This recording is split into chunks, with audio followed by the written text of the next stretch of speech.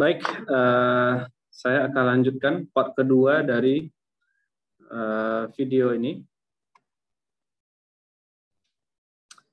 Baiklah, saya akan men-share screen kan.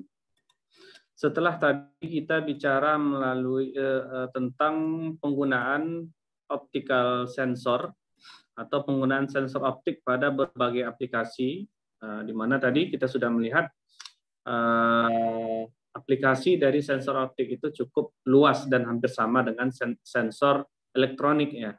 Nah, sebetulnya ada satu lagi yaitu sensor gabungan antara listrik, sensor elektronik dan sensor optik, yaitu sensor optoelektronik. Nah, sekarang kita lihat satu lagi yang harus kita ketahui yaitu solar cell. Nah,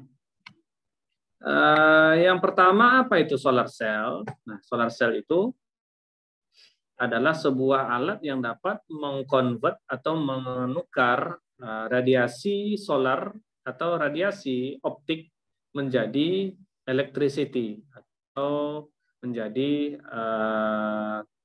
signal listrik ya. Nah, saya yakin teman-teman semuanya tahu apa itu fiber optik, apa itu solar cell. Solar cell ini kita jumpai banyak misalkan pada daerah-daerah yang tidak ada aliran listrik, misalnya di jembatan, misalnya, atau di jalan yang tidak ada penerangan listrik di sana, dari sumber listrik otomatis harus dipasang menggunakan solar cell. Atau bahkan di ini ya, di traffic light, di lampu merah, di lampu lalu lintas itu juga menggunakan solar cell. Kenapa? Karena kadang di sana tidak ada aliran listrik. Nah, jadi sekali lagi solar cell itu adalah device yang mengkonvert energi cahaya, energi matahari menjadi energi listrik. Nah, di sini energi matahari di-convert menjadi electricity itu yang di-convert menggunakan alat ini kita sebut sebagai photovoltaic ya, atau PV, di mana photovoltaic ini terdiri atas sel-sel yang kita sebut sebagai solar cell. Nah, di sini saya akan menjelaskan sejarah daripada solar cell ini adalah pada tahun 1839 photovoltaic effect is discovered. Nah, jadi efek fotolistrik ini ditemukan oleh saintis Edmund Becquerel ya, yang menemukannya pada tahun 1839. Kalau ada yang membaca, mungkin efek fotolistrik ini adalah sebuah eksperimen yang mengatakan bahwa cahaya itu berupa partikel ya, berupa kuanta ya, yang sifatnya diskrit ya, bukanlah tidak cuma gelombang, tapi dia juga dapat dipandang sebagai partikel. Nah, sehingga dari sini ketika suatu material kita sinari dengan cahaya, maka apabila frekuensi cahaya itu lebih besar daripada frekuensi kerja, maka aliran listrik akan mengalir di sana pada percobaan efek fotolistrik. Sekali lagi, sejarahnya tahun 1839 fotovoltaik ini ditemukan oleh saintis Prancis yang bernama Edmond Becquerel tahun 1839.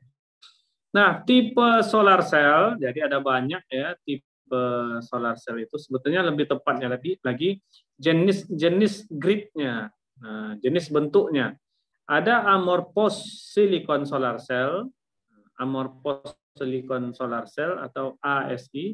Kemudian ada concentrated PV cell, CPV, dan HCPV. Sedangkan yang ketiga ada crystalline silicon solar cell atau solar cell yang terbuat dari kristal silikon. Bagaimana struktur daripada solar cell itu? Apabila kita lihat di sini, nah cahaya yang menyinari dari solar cell itu akan dikonvert menjadi akhirnya akan mengalirkan arus di sini. Jadi bagaimana cara dia bekerja? Nah, simak baik-baik.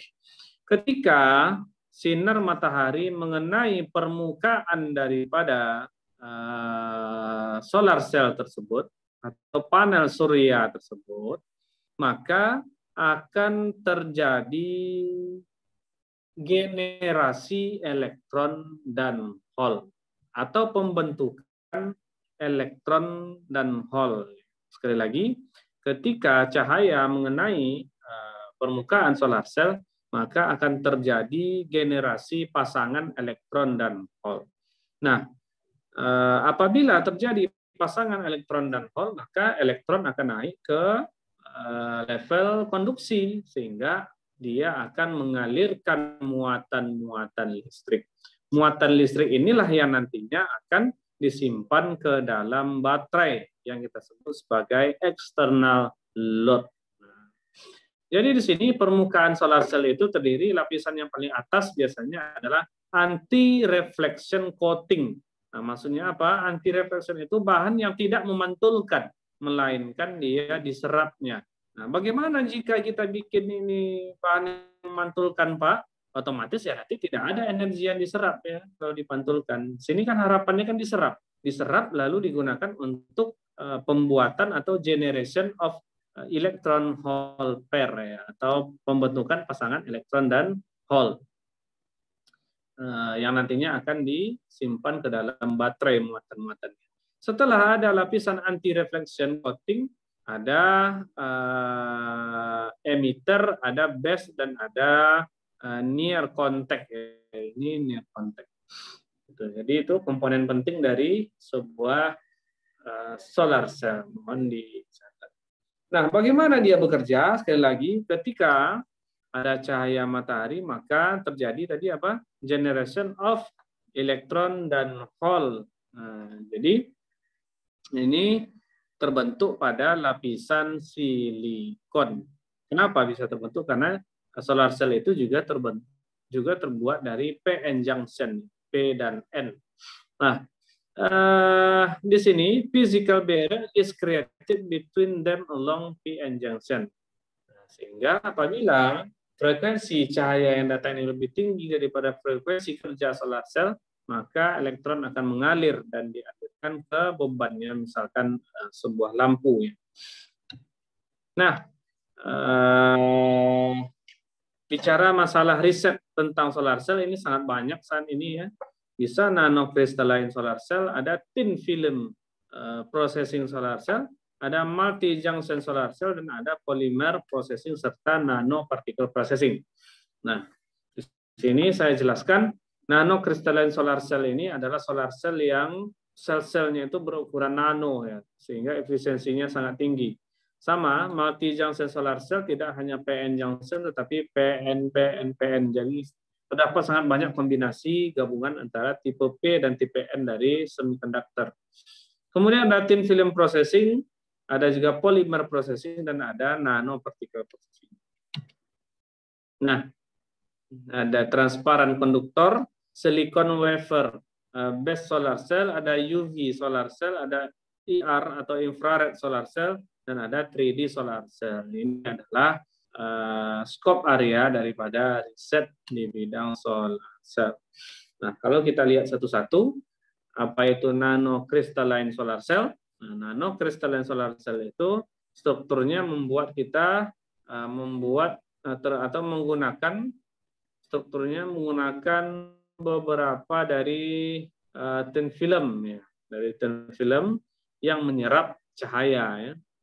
Nah, kemudian thin film processing ini, thin film photovoltaic cell can use less than 1% dari expensive raw material. Kemudian multi junction seperti bagaimana yang saya jelaskan tadi, ada banyak hubungan PN di sana.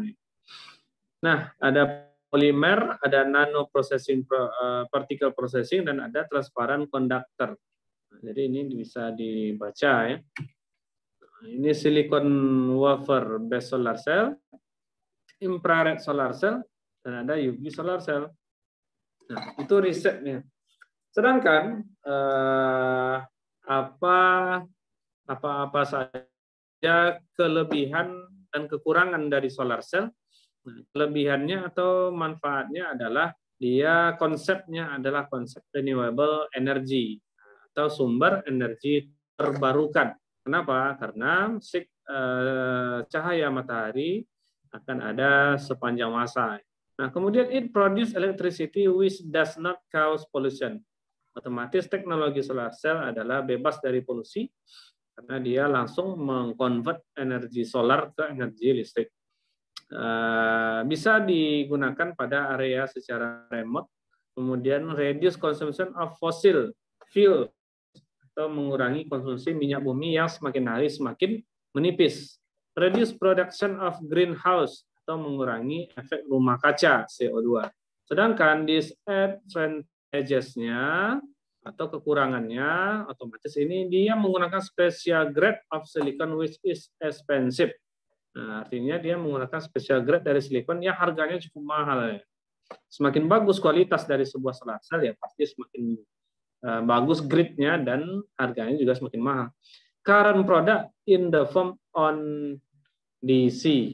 Nah, jadi kekurangannya adalah salah satunya arus yang dihasilkan adalah dalam bentuk arus DC. Nah, lalu ada requires maintenance. Otomatis ini memerlukan maintenance. Ya. Kenapa?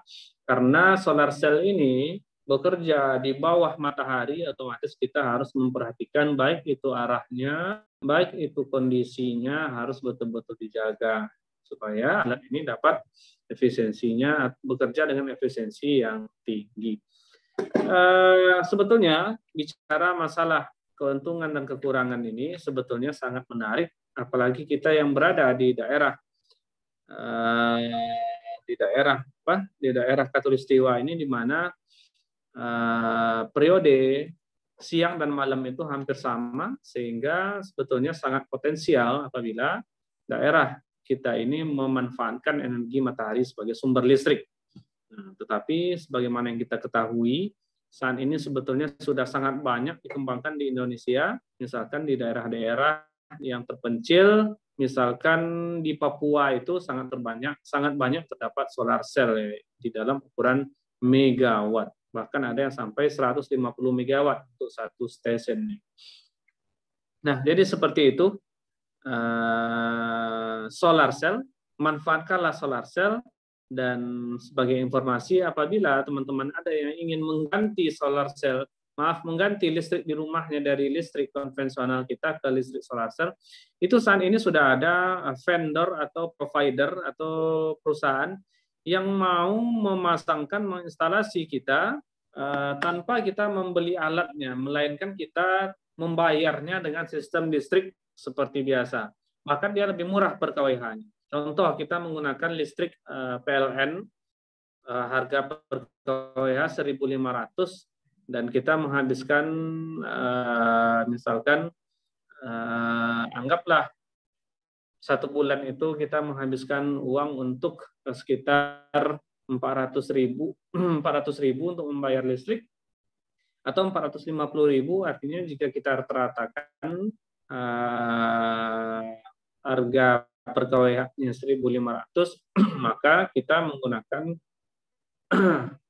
menggunakan sekitar berapa itu ya? 300 ya, 300 kWh. Ya, 300 kWh. 300 kWh. Artinya apabila kita menggunakan solar cell, kita sebetulnya bisa jauh lebih hemat ya. Dan maintenance lain dan sebagainya itu ditanggung oleh vendor tersebut. Kita cuma menggunakan saja. Nah, seperti itu. Baik, ini saja yang dapat saya sampaikan. Artinya perkuliahan kita hari ini terdiri atas 2, sensor optik dan aplikasinya. Kemudian ada solar cell, di mana solar cell ini sekali lagi adalah convert dari energi solar, energi matahari menjadi energi listrik. Nah, seperti itu. Sekian yang dapat saya sampaikan. Assalamualaikum warahmatullahi wabarakatuh dan selamat siang.